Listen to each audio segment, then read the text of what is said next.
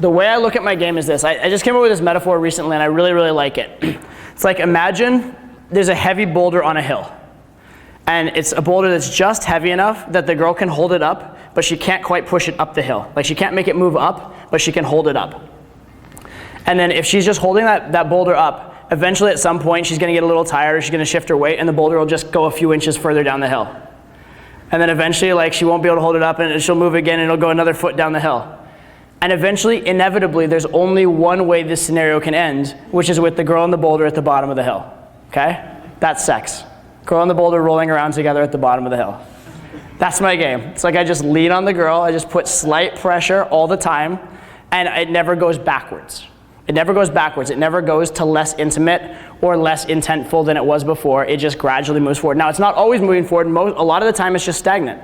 A lot of the time, it just looks like boring chit-chat, but it never goes backwards. So inevitably, if you spend enough time with the girl and the boulder on the hill, you're gonna end up at the bottom of the hill. That's the way I look at it. It's this inevitable wait. That's it. And that's what I do. Yeah.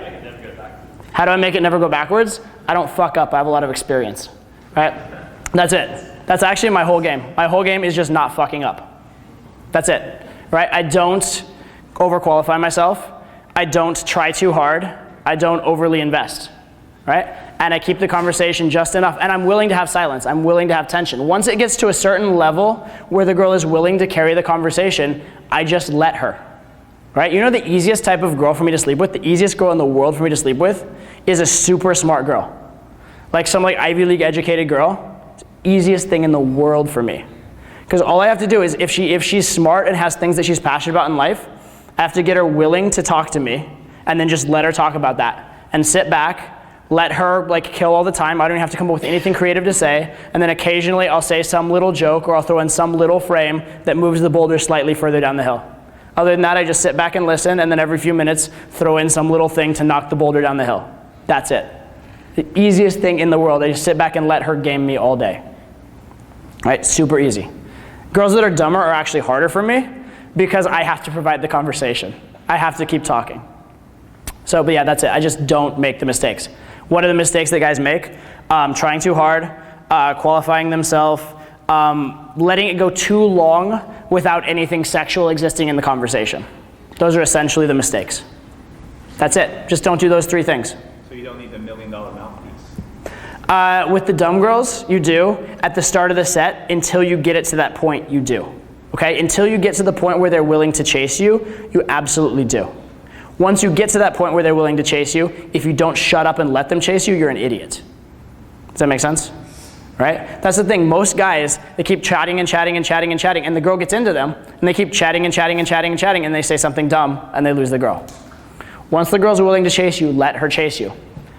Think about how is game supposed to look in the real world, in the non-pickup world. What is game supposed to look like? It's supposed to look like this. There's a social circle of guys and girls. There are one or two guys who are the coolest guys in that social circle, and everybody's reacting to them, and they're having their own fun. They don't care about the reactions of the girls. And the girls just interact with them for a period of time and eventually see them do something impressive or amazing, or they see other people reacting to them and they get a little intrigued. And then the girl tries to get the guy's attention, and the guy's too busy to care. So the girl tries harder. And the guy's too busy to care, and the girl tries harder. Until eventually, that logical switch flips in her head where she's chasing him, and then she tries really hard, and then eventually he goes, oh, maybe this girl likes me, I'll hang out with her. And then it happens, right? But the girl chasing the guy is how it's supposed to happen. So once you can have that happen, let it. How do you know when a girl's chasing you? Well, if you let the set go silent, see what happens. Just shut up. And you don't have to shut up for that long. I'll show you something. That seemed like a really long time, right? Nice long silence. How long was that? 3 seconds, maybe? Not that long. And it doesn't really interrupt the flow of the conversation that much, right? Especially when you're not pointing it out like I just did. So you're talking, instead of ba ba ba ba ba ba ba ba ba ba ba ba ba ba, you just ba ba ba ba ba. Ba ba ba ba ba ba ba. Not a big difference. Not a big difference, but you gave her an opportunity to invest. Most guys are so busy talking. They see something that works a little bit, which is I'm talking, it's working. They'll just keep talking, keep pushing the same button that worked.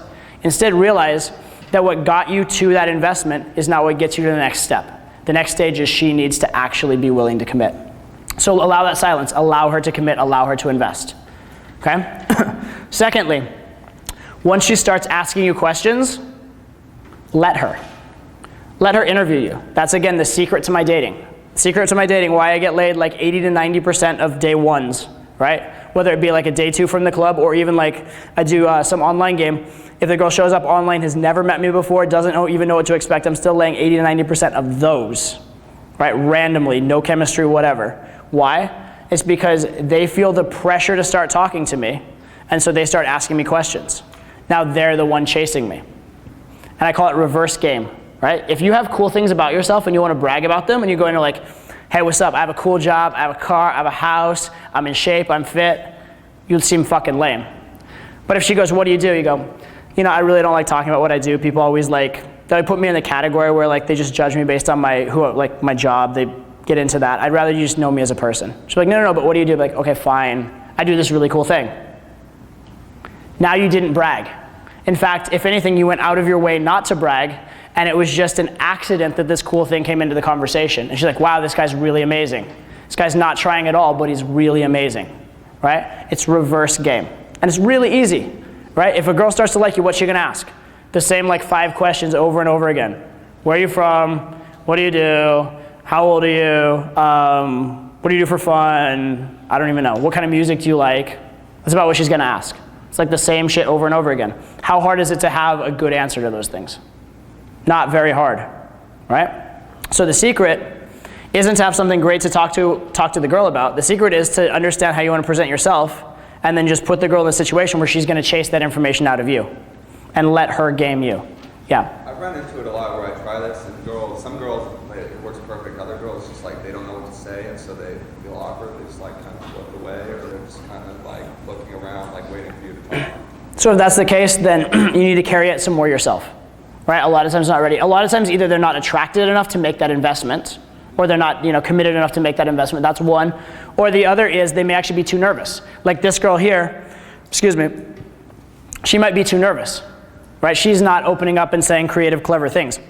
Later in the video, if I keep running it, she actually comes out with it. She goes, have you ever played the question game? Which is really funny, because for anybody who's been in the game since like 2002, 2003, the question game is this like routine we used to use in pickup, where basically you say, I'm gonna ask you a question, you have to answer it, and then you can ask me a question, I'll answer it. You have to be honest with each other, right?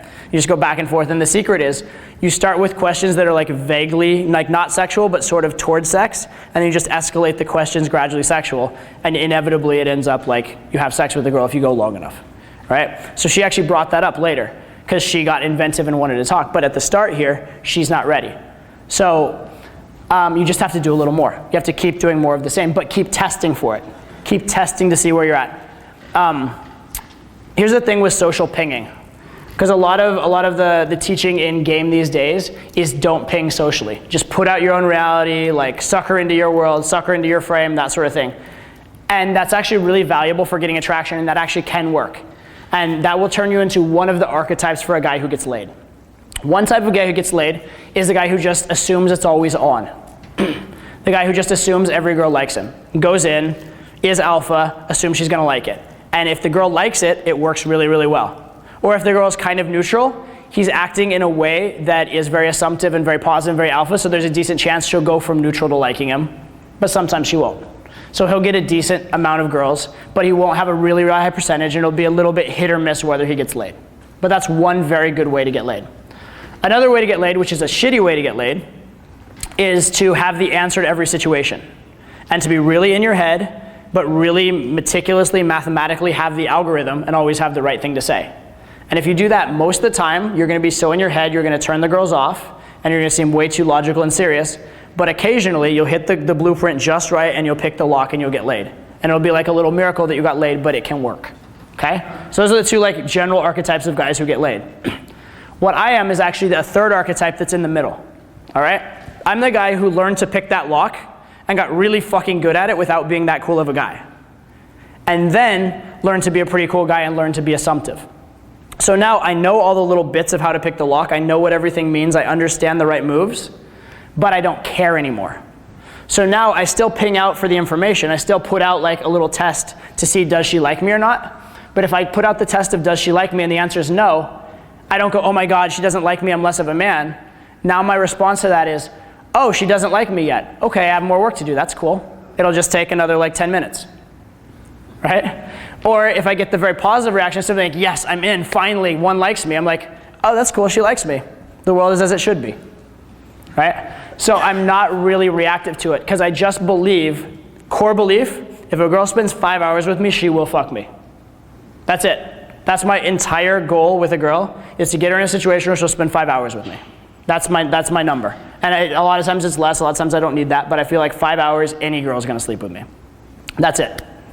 So when I ping out the information, she doesn't like me yet, I'd be like, oh, okay, cool, well, I had to spend 5 hours with her anyway. I guess part of that 5 hours is gonna be like with more passing shit tests and flirtatious banter rather than relaxing and cuddling together. Oh well, it's still 5 hours. And actually that's more fun for me anyway, so that's cool. Yeah. This idea of the boulder, do you think that's something common to like some of the other coaches who have maybe a quote unquote more animated style, or is it something specific to you? Or are they sometimes going more up and down and back and forth? I'm just kind of curious of your thoughts on that. I think everybody that you'll see this week is very, very smart about how they game, is very, very disciplined about how they game. Julian, I'm gonna pick on you for a second. Because Julian has some of the best game I've ever seen, actually. And nowadays, that's he's really come into his own as he's matured and become like an older man. But when I first saw Julian, the first time I saw him game, were you like 21, 22, 23, something like that, super young, and a little bit immature. He had this very, very powerful game. What I saw him do was some of the most powerful shit I've ever seen. But he was very new to it. It's like he just discovered a new toy, and he didn't quite know how to control it yet, right? And so at that point, I would have equated my game, because I was out of the game. I wasn't teaching for RSD at the time, or like semi out of the game. So I'd have equated my game to like, if I had like a sniper rifle and I could shoot like really, really well and really accurately, but I could only take down like a single human target, right? I didn't have like that power. Whereas like he had like a bazooka, but he didn't have any aim. So he's just like firing these like massive bullets out everywhere. But every now and again, he just happened to hit a tank and he just obliterate it, right? So he could do these amazing things, but it's very out of control. Now he's actually learned to control it, and it's like a thing. It's a marvel to witness because he's matured and he's gotten a lot better, and he has like some of the most amazing game, right? So I think that's what happens is that you learn to be calibrating, and you learn to not make those mistakes with experience, right? But the only way you're going to get that experience is by making the mistakes along the way. And actually, it's important to make those mistakes because if you zone into not making mistakes and you care too much about that, you'll never learn to actually get that bazooka. Right, one of the biggest things I've learned this year, as I've pulled more consistently, I've stepped up to far, far hotter girls than I'd been getting before. Like I always got cute girls, and I always would get the occasional hottie, but I'm getting much more consistently really, really, really hot girls now. Is that you have to learn to have that powerful game and be very, very willing to make the mistake and be very extremely willing to lose the sets. In fact, one of the biggest things that I learned in terms of getting the hottest girls was overtly trying to lose the set, trying to make the girl leave. Because when you do that, that's when you actually get her, okay? So it's a difference, and I think that it's not something you want to keep all the time. Even if I have it, I want to go away from it in terms of learning. Away from just like being perfect and not making mistakes and not letting it roll uphill.